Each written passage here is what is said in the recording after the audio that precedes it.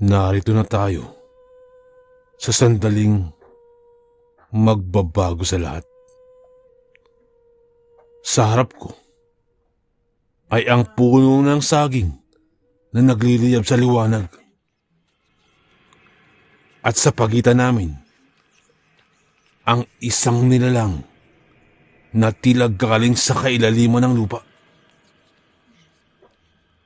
Hindi biro ang kumuha ng agimat.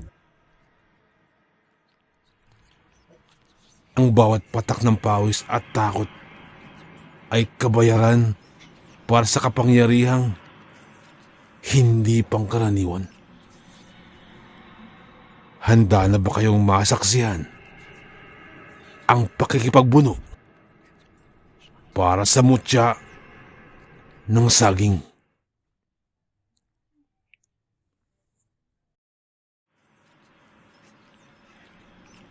Ang bantay, hindi siya aswang. Hindi rin siya kapre. Isa siyang nilalang na tila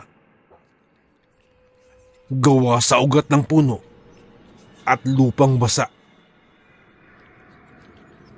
Ang kanyang mga mata ay parang uling na nagbabaga. At sa isang kumpas ng kanyang kamay, lumipad ang mga tuyong dahon at nagiging matatalas na parang mga kutsilyo. Mabilis akong nagtago sa likod ng isang malaking bato. Naalala ko ang turo ng aking lolo. Ang agimat ay hindi nakukuha sa dahas, kung hindi sa tibay ng loob. Inilabas ko ang aking itak, hindi para pumatay, kung hindi para italak sa lupa bilang tanda ng aking paggalang sa espiritu ng gubat. Sumigaw ako sa gitna ng hangin. Hindi ako naparito para magnakaw. Naparito ako dahil ako'y tinawag. Biglang tumahimik ang paligid. Ang pambihirang nilalang ay huminto. Tila sinusukat ang aking katapatan. Kasabay nito, ang puso ng saging sa itas ay tuluyan ng bumuka. Isang maliit, makinang at kulay lila na parang kristal ang dahan-dahang nalaglag mula sa gitna ng puso.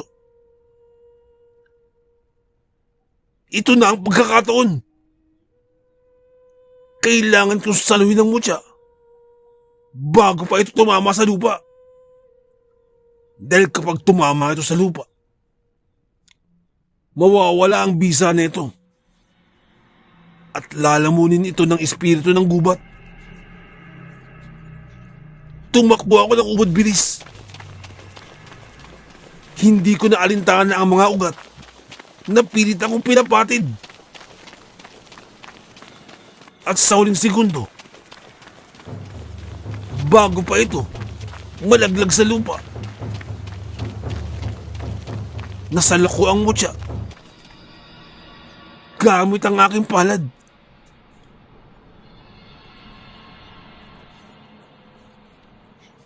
Napatalon ako nang hindi alintana kung ano magaganap sa akin.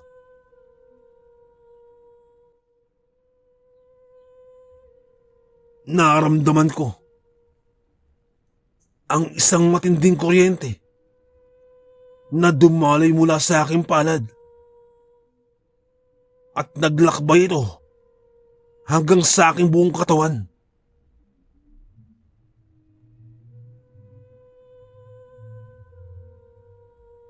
Doon ko napagtanto ang mutya nasa akin na. Pero sa paghawak ko rito, isang nakangingilong hiyaw ang umalingaw sa buong paligid.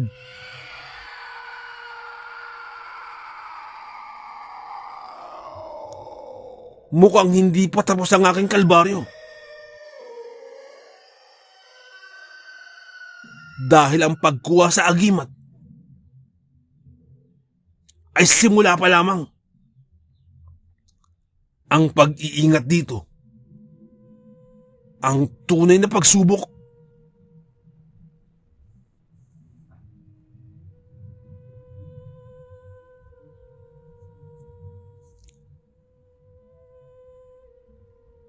Sa susunod na bahagi,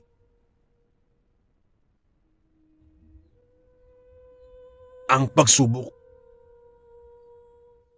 Paano ko ililigtas ang aking buhay habang hinahabol ako ng lahat ng nilalang sa gubat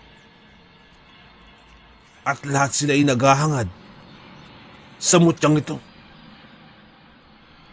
Huwag aalis. Dito lamang ito. Sa Boy Capre Aswang Diary.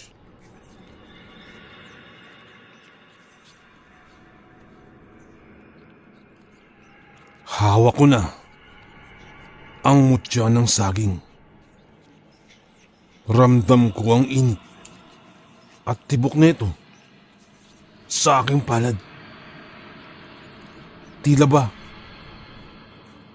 ito ay may buhay? Pero kasabay ng pagkuha ko rito, ang katahimikan ng gubat ay napalitan ng galit. Ang mga puno ay nagsimulang gumalaw. Ang lupa ay tila humihinga. At ang mga hiyaw sa dilim ay papalapit na sa akin. Ang pagsubok ay hindi natatapos sa pagkuha ng agimat. Ang tunay na laban ay kung papaano mo ito mailalabas ng buhay. Handa na ba kayong tumakbo? Hindi na ako lumingon. Tumakbo ako ng buong bilis. Pabalik sa direksyon kung saan ako nanggaling. Pero ang daan na dinaanan ko kanina, naglaho na. Ang mga baging ay mabilis na humahaba at iginagapos ang aking mga paa. Bawat hakbang ko, may naririnig akong mga kaluskos sa paligid. Mga aninong mabilis na tumatalon sa mga sanga ng puno. Doon ko nakita ang mga aswang. Hindi lang isa, kundi isang kawan. Ang kanilang mga mata ay nagliliyab sa inggit at gutom. Ibigay mo sa amin ang mutya, mortal! Ibigay mo sa amin. Amin ang mutya, mortal! Ang sigaw ng isa sa kanila. At nadagdagan pa.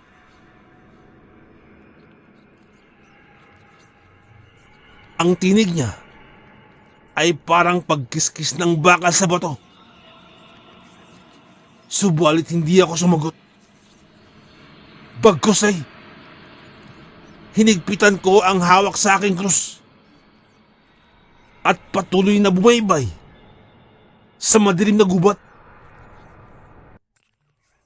Sa gitna ng aking pagtakbo, isang aswang ang biglang lumitaw sa aking harapan. Akala ko'y katapusan ko na. Nang biglang sumulpot ang aking asong si Bantay. Buong tapang ng hinarap ang nilalang para bigyan ako ng pagkakataong makalayo. Bantay! Huwag Bantay! Sigaw ko. Pero alam kong ito ang kanyang hangarin. Yan ang kanyang misyon.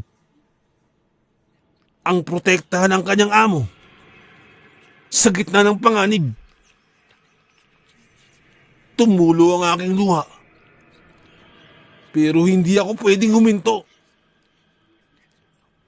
Naramdaman ko ang init ng mutya sa aking bulsa.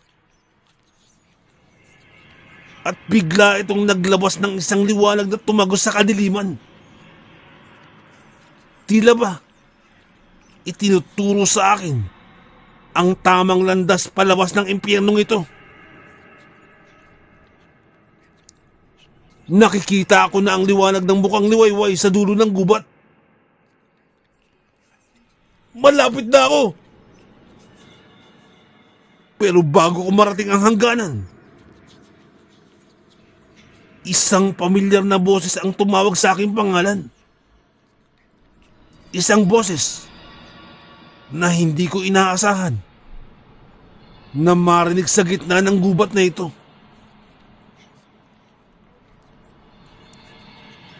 Sa susunod na bahagi ay ang huling bahagi.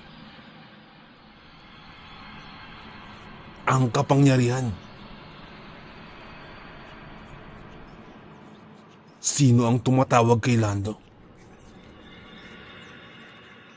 Makakalabas ba siya nang ligtas kasama ang mutya?